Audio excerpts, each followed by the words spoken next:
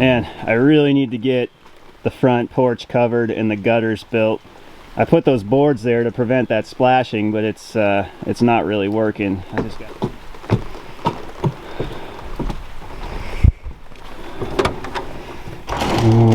Okay, here we are, back at my happy place. Ah, there we go. Not gonna make much power today, but we'll get a little bit. We got about 20 watts coming in, not too bad.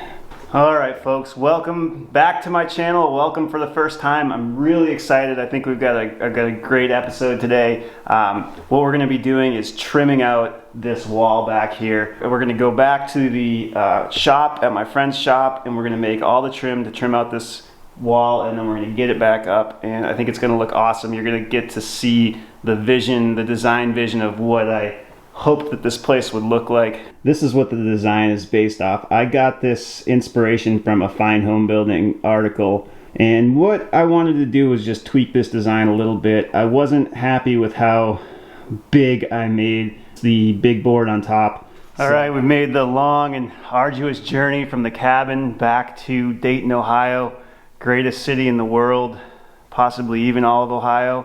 And we're gonna go to Outdoor Living Group, we're gonna get some wood, and then we're gonna make some trim and some shelves. All right, we're back at my favorite store in the whole world. Let's go in here and find some wood. Barrett got a new dump truck. I'm jealous. He got 2 new dump trucks, actually. I don't know where the other one is. Yeah.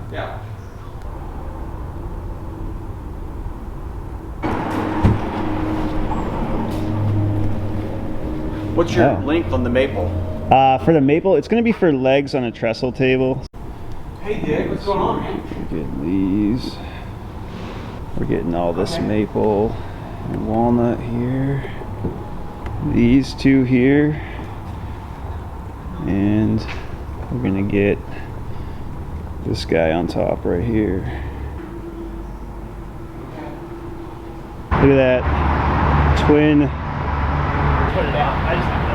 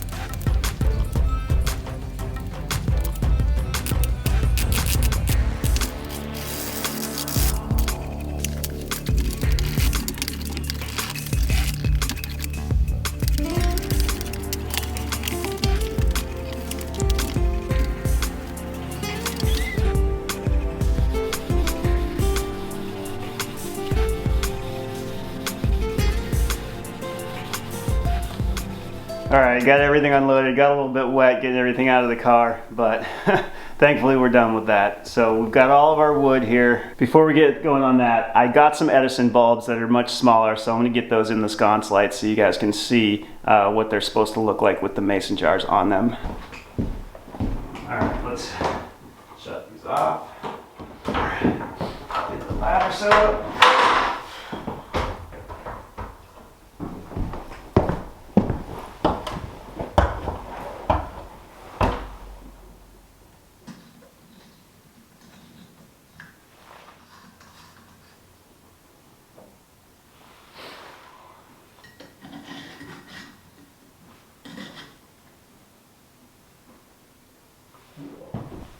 It works.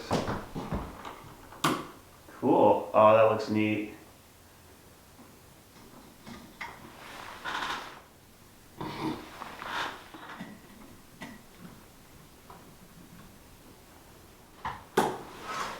Nice. Oh, that has a way cooler effect. That's really cool. It's a little bit dark today, which is kind of nice. It makes it kind of have the effect I was hoping for. I love the way this light shines through that glass. So the same day that I release this video that you're watching right now, I'm going to make and release like a 5-minute bonus video about how I made these sconce lights. So if you're interested in seeing that, check it out, and I'll also put a link above.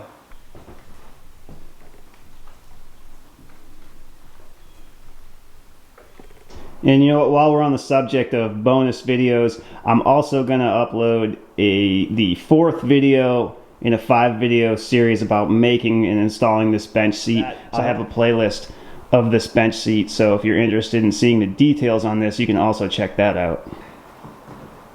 Oh, that one's perfect. Boy, that is going to be so nice.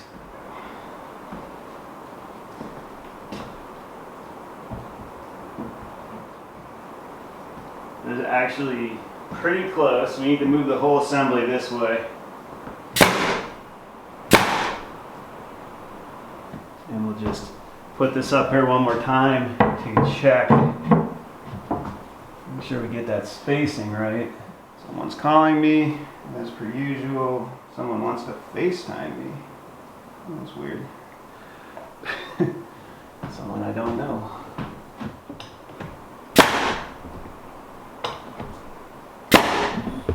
Go.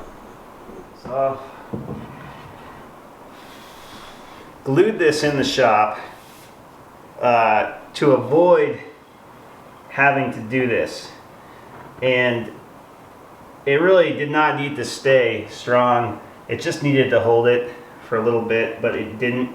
And anyone who's done this before will know that shooting a nail gun down is nerve-wracking, because those nails tend to do whatever they want once they get inside the wood.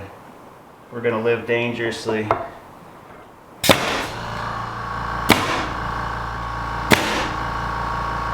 Alright, we got lucky. Let's get this guy up here.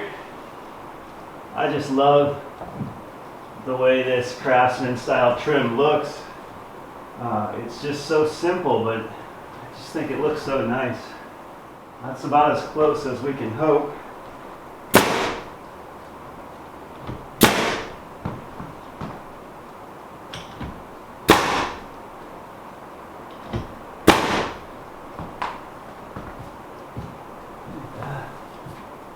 And let's give you the far back view. That's just looking pretty nice. I like my little butterfly up there. I'm sure people will take exception to it, but I think it's cool. Alright, let's do some chair rail. And I guess I should show you what it looks like with the door closed. If you're interested in that door, I made that almost 1.5 years ago. I've got a video of that I'll put a link in the description and possibly up top too.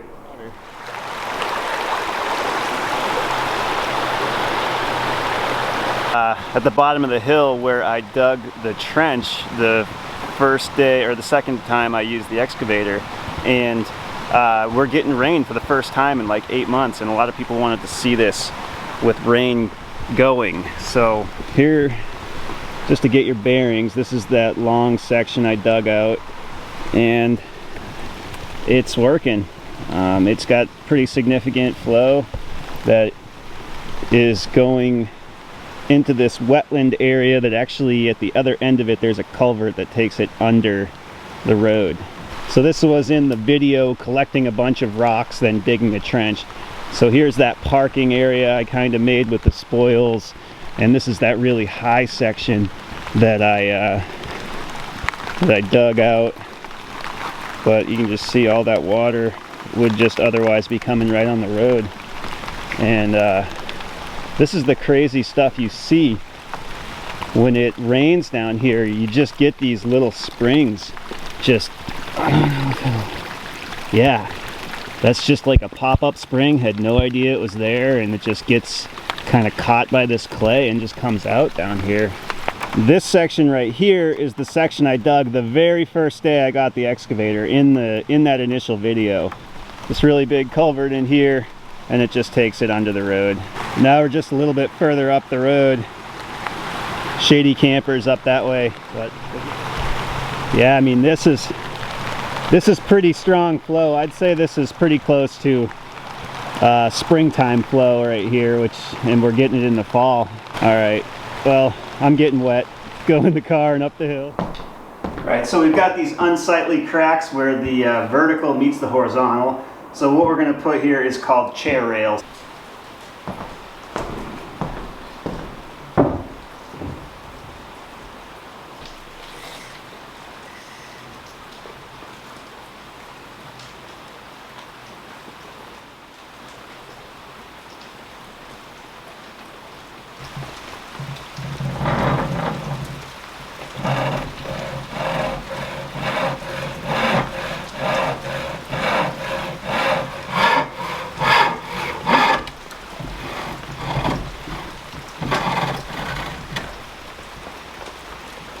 So you might be wondering why I cut this with a handsaw, and I don't have a miter saw that will run on my inverter. I didn't feel like hauling my generator, and to be honest, I just have so much more confidence in my hand tools than trying to make this with a circular saw. I know I can do it. I did the entire bedroom, all the cuts with a circular saw and a jig, but even with the jig, I just wasn't able to get the precision I want. So also, user tip that told me this was a clamp.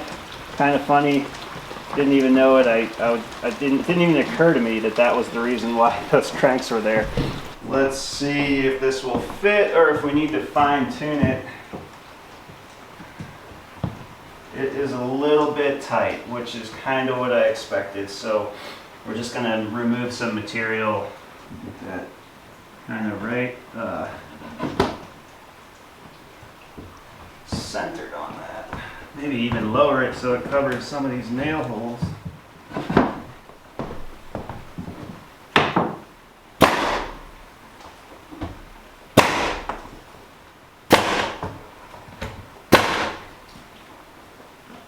Okay. Look at that. So I like to make these little corner trim pieces. So we're going to measure off from that. And we've got our piece of trim here, and we'll just mark that and cut it. Test our initial fit here. So it looks like I need to tune this just a bit. I got a bit of a crack here, and I'm pretty sure I can fix it just by kind of taking a little angle here. All right, I don't know if the camera will pick this up, but I just need to take the chisel along that marking line there, and that should make that fit nice and snug.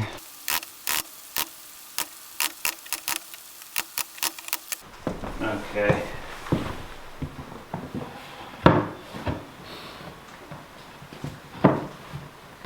That appears to be a much better fit. A little bit of a mess up there, but nothing too serious. This wall is pretty curved.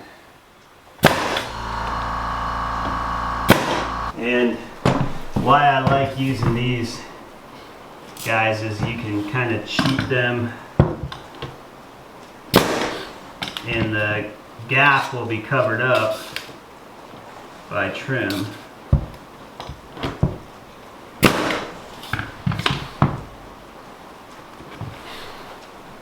Alright, That's our progress so far.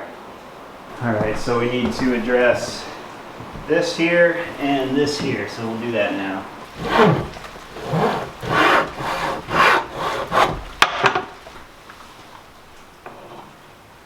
Oh yeah, that's a tight fit.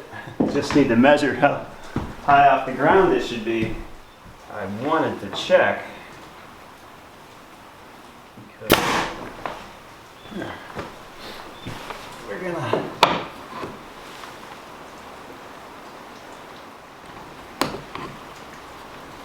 there we go. That's pretty good.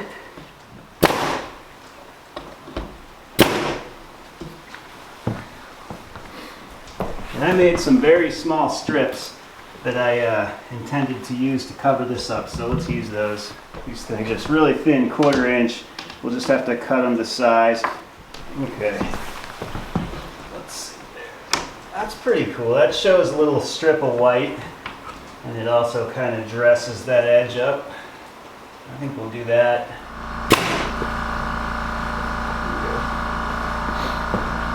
Alright, there's how it's looking so far. So now we'll just do the same thing over on this side over here. So I've got my little square trimmer piece in there, and I'm just gonna lay this right here and just mark right here against the tile, and then I'll definitely get a tight fit. Probably better than if I tried to measure it.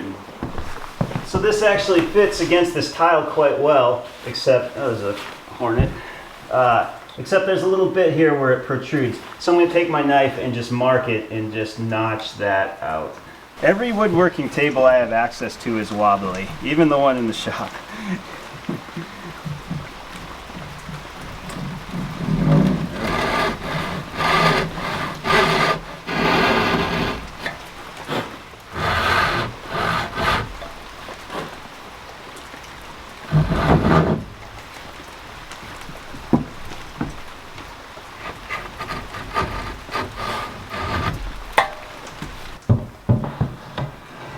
That seems to fit in there just perfectly. That's good. So this guy here, the one corner that I didn't sand is what goes in there.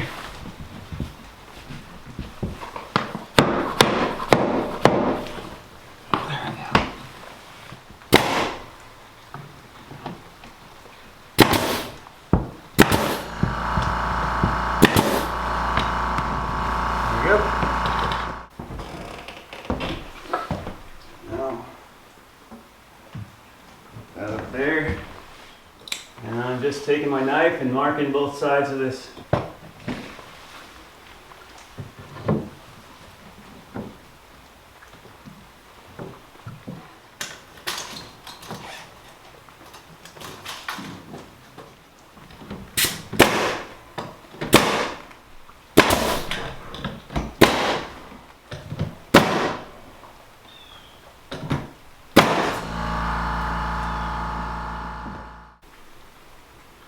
Looking pretty nice.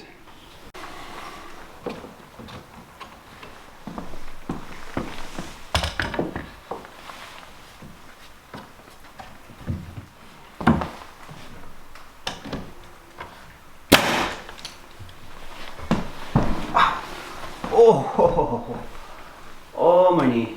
Oh, I just bashed my knee into the stove. Oh, God. That hurt.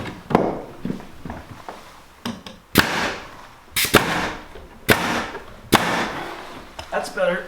Oh, my knee hurts.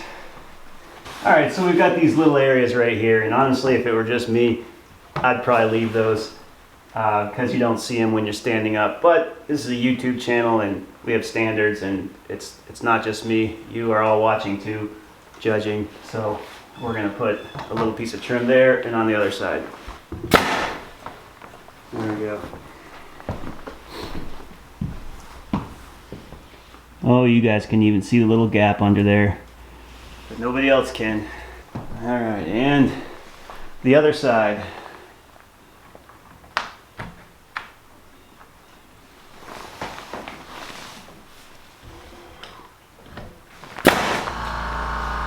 Alright, well, I'm happy with how this came out. Let's check out what we got done.